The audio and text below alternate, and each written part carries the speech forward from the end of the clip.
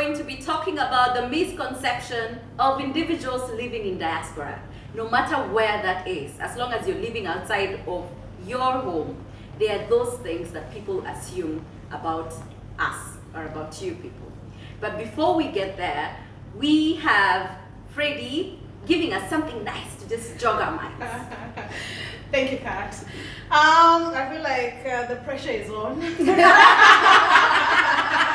Now that you mentioned my name, I feel like everybody should get to introduce themselves and, use 3 words to describe yourselves. I'm sure you'd like to know about these ladies.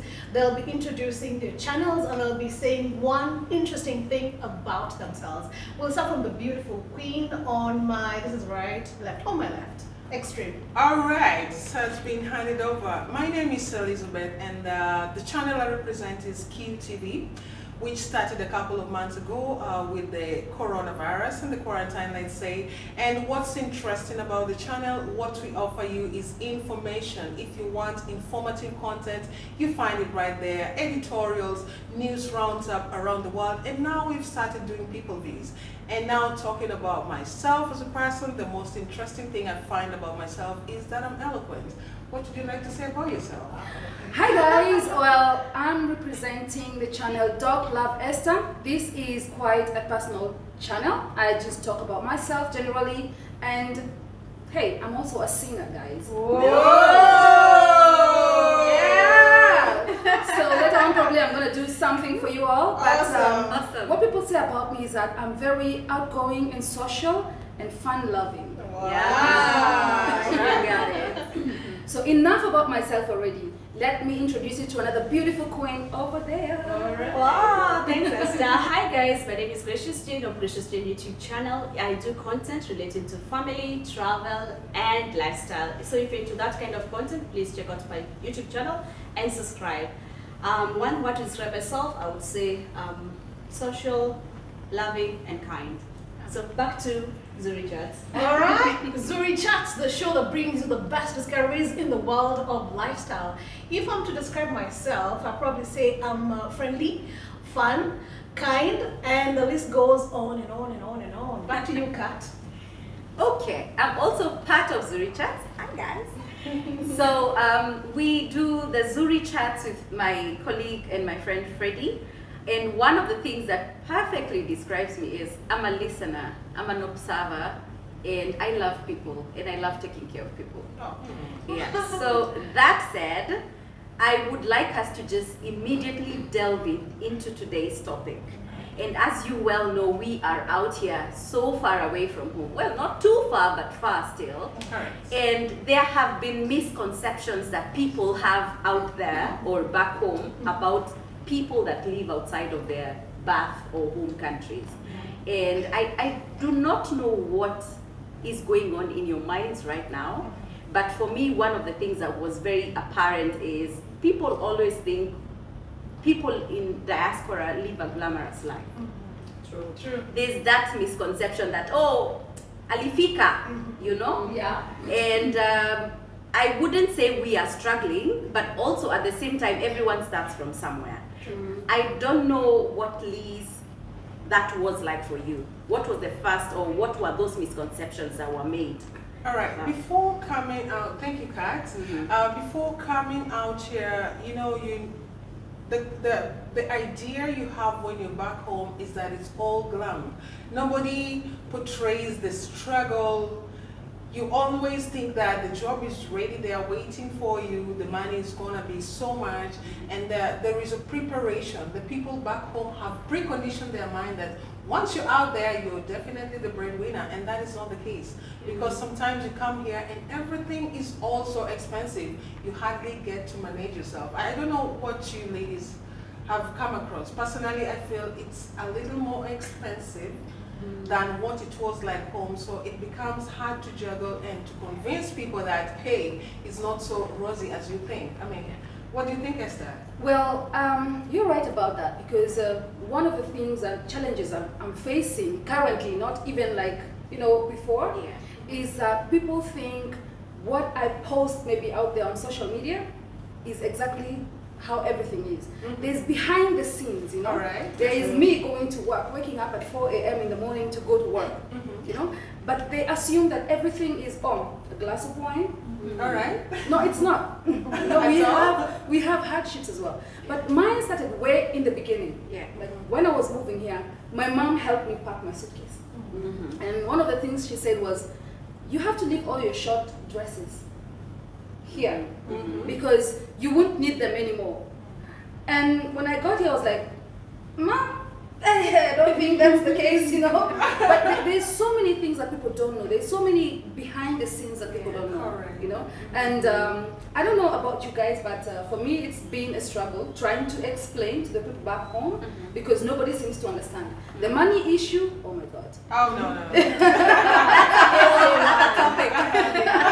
You know, so I don't know about you. I mean, what have you faced though? I know for myself, I thought that I also had a misconception myself. I thought that life would be easy because you know, back home the struggle is there. So many people yet so few opportunities. Yes. Yeah. So I thought that life would be easy, but what I've come to learn that it's the same. Yeah. If you still struggle getting a job there, it's the same here. Yeah. Just a slight difference, maybe opportunities are more here. Yeah. Yeah, but the struggle is still the same. Yeah. For you to get a job, the same way you struggle back home is the same way you struggle here. Yeah. For me, I'm sure this is relevant to everyone. When you go back home on vacation, everybody expects that you're from Dubai.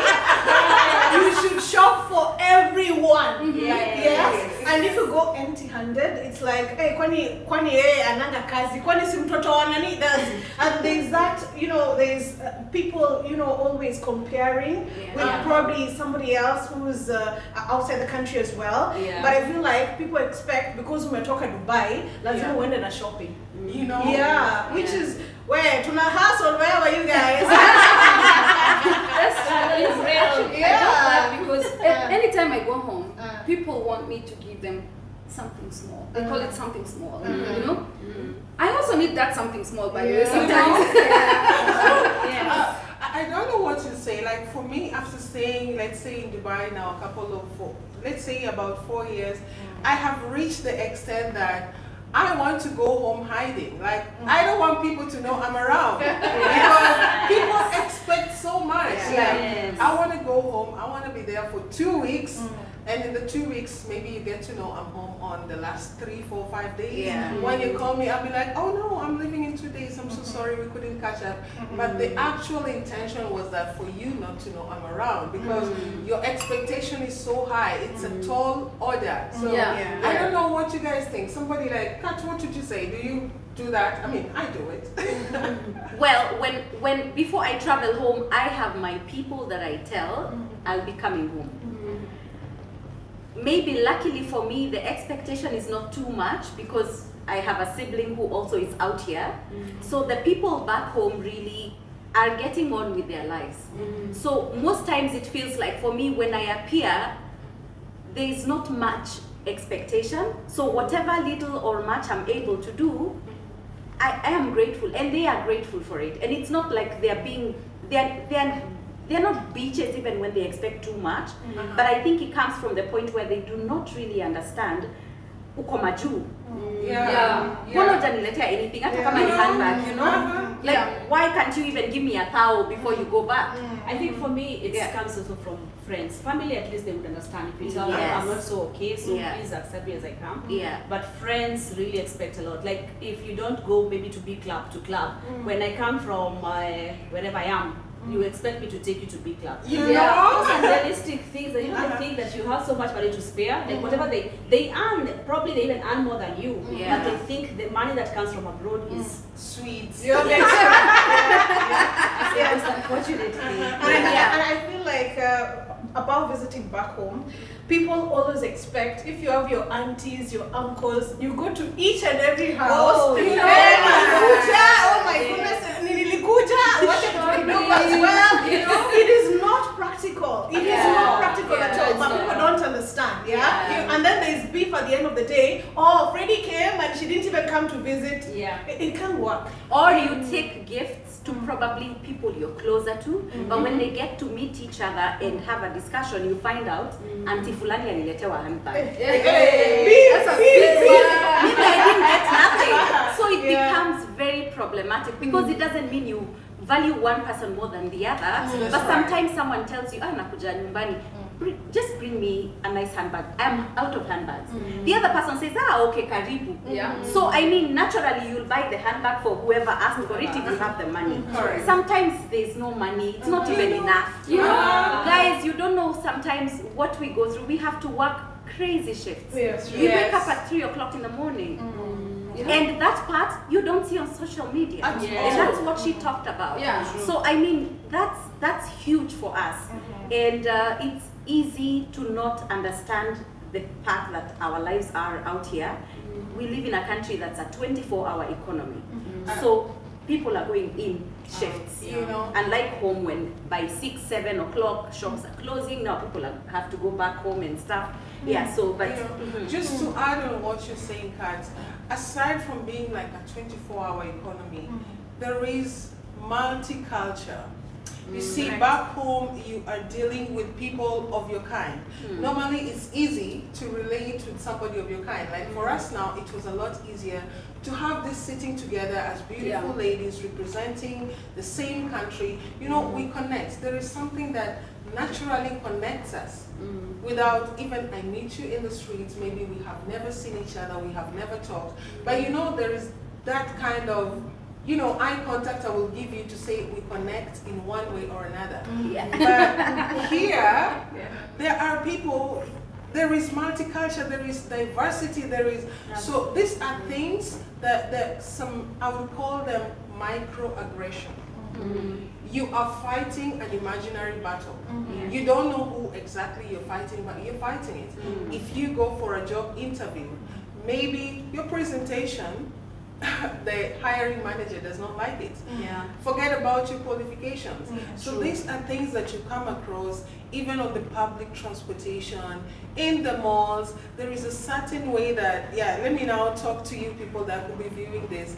There's a certain way that people who see you, that there is a conception they have about you. So this is something that we don't come and show you that, hey, a specific nationality maybe feels I'm lower than them. And these are things that everyone living in diaspora has, you know, kind of interacted with, maybe quite aggressively or passively, but it is something that is there. I don't know what you ladies think. No, I agree with you, because I've faced quite a number of, you know, occasions, like when I've went maybe into a store in a mall, and nobody even bothers to approach me to say, what do you need? And hello, I'm that buyer, by the way. You know, I'm the one who is getting 3 dresses from that store. But nobody bothers to say, hey, how may I help? May I help you? You know? And when someone else walks in, they're like, you know what I mean? So it's actually very sad. And also back home though, like expectations are so high. And I've gone to, the first time I think I went on vacation back home. When the bill came, everyone sort of did this. Whoa, Yeah. I think that's very common. When you go home, you're already prepared for that. Normally, you just want to keep afloat that if I go in an event that many people are there, automatically the bill is going to be thrown on me. So you even want to save yourself the embarrassment by owning up, oh guys, I'm taking care of the first round or the second round. So you're playing even safe. You don't really need to. You'd be like, oh guys, the first 2 rounds are on me, so that I tell people, there is a limit. You know? I don't know what are the tactics that you guys have come up with to handle, you know, the expectations of the people back home. Even here, honestly. Even here, with us as people from another country, there are certain ways or certain places that if people know I work here or I work there, they don't want to take care of the bills. They're like, oh, you work in that company. Take care of this bill for us. I don't know if you guys need that. No, I think on that front, I would say my friends are great, yes, because I've never been in a situation situation whereby my friends expect me to, to take care of the bill. Yeah, we're always splitting the bills. Or even just right here, when we go out, as if we're doing a girls' dinner or whatever outing we're having, they will always split the bill. Yeah, so they don't give me the look like, hey, family. They don't do that to me. Just a random question. Uh-huh. Do you sometimes feel that people decide on how much respect they give you based on where you work or what you do? Do you feel that? Absolutely. Crazy. Come on, Yeah, you gotta they talk do. about this. They do probably because most of my friends are the people I work with, so that brings in the difference. Yes. Yeah. Okay, the second misconception is that we are working as house help.